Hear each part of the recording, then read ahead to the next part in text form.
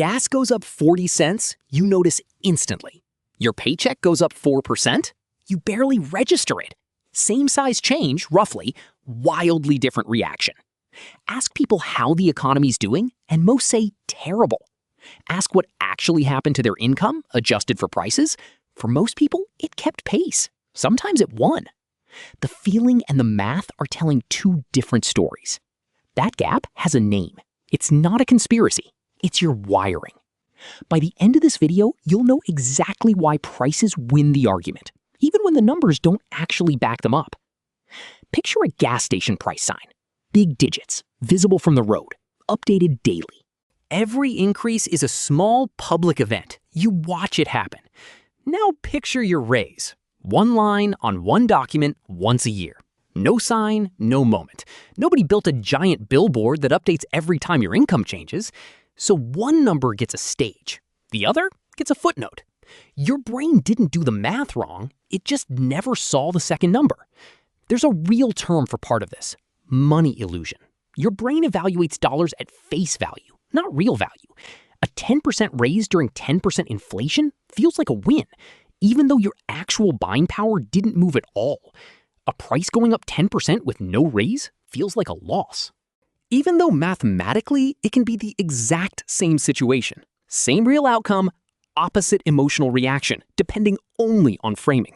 Nobel-winning research has confirmed this pattern for decades. People reliably reason in nominal dollars, not adjusted ones. The sticker price wins the argument. The real math loses it. There's a second force stacked directly on top of that one. Losses hurt roughly twice as hard as equivalent gains feel good. A price increase registers as a loss, immediate, personal, sharp. A raise registers as a gain, which your brain just discounts by half. So even a perfectly balanced year feels unbalanced by design. The pain side of the ledger is running at double weight before you've even looked at a single actual number. Here's the third piece, and it's simple but powerful. You buy gas and groceries weekly, sometimes more. You get a raise once a year, if you're lucky. So one kind of change gets 50 exposures a year. The other kind gets one. 50 small stings versus one quiet win is not a fair fight. Your brain doesn't average those experiences. It accumulates them. By December, the price increases have been rehearsed 50 times over. The raise got rehearsed exactly once, back in January, and then forgotten. So what does the actual data say underneath all of this? For most income brackets, wage growth has tracked inflation closely. Some years, income wins. Some years, prices win. Usually, it's close. That's not the story anyone feels, and that's exactly the point. The live experience and the aggregate data are measuring different things. Data measures the average. You experience the visible half only. Both can be true at once. That's what makes this genuinely confusing. Now, I have to be honest. This isn't purely a perception problem. Problem one, averages hide real variation. Some people's income genuinely didn't keep up. That's not an illusion. Problem two, certain prices rose faster than the average. Housing and groceries specifically outpaced overall inflation for many people. The categories you can't avoid buying hurt more than the average shows. Problem three, psychological comfort doesn't pay actual rent. Knowing why something feels bad doesn't make the bills smaller. So this video explains the feeling. It doesn't erase real financial strain. Both things can be true, the psychology and the real pressure. Here's where it gets worse before it gets better. Once you believe things are getting worse, you start confirming it. You notice every price hike. You stop noticing stable prices entirely. Confirmation bias quietly curates the evidence toward the story you expect.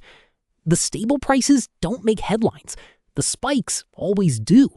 So the feed and your own memory both point the same skewed direction. Nobody's lying to you. Nobody has to. The wiring does it for free. So how do you see the real picture instead of the loud half? A few moves. Quick pause. If a price sign has ever made you angrier than a raise made you happy, a like helps this reach someone else. The fixes. Fix one. Check your real number once a year. on purpose. Income growth minus inflation. One subtraction. Write down the actual result, not the feeling, the number. Fix 2. Track a few stable prices, not just the volatile ones. Gas and eggs move constantly. Plenty of things haven't moved at all. A full picture needs both columns, not just the loud one. Fix 3. Separate the emotional hit from the financial one.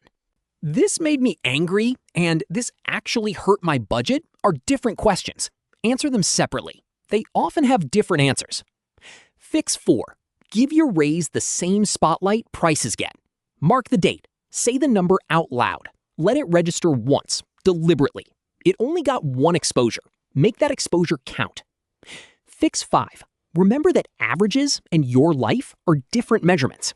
If your specific numbers are genuinely worse than average, that's real, not illusion.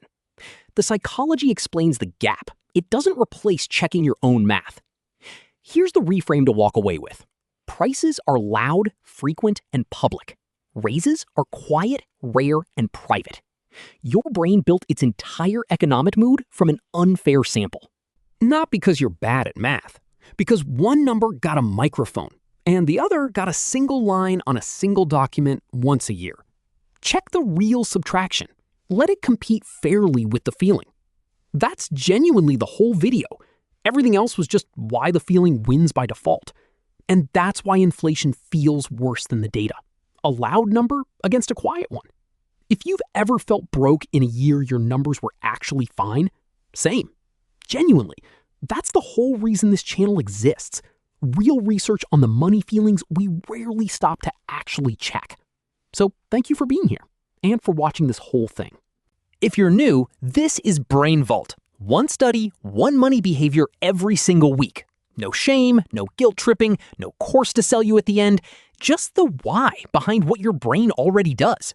If that's useful, hit subscribe. Costs nothing. It's the entire reason more of these get made.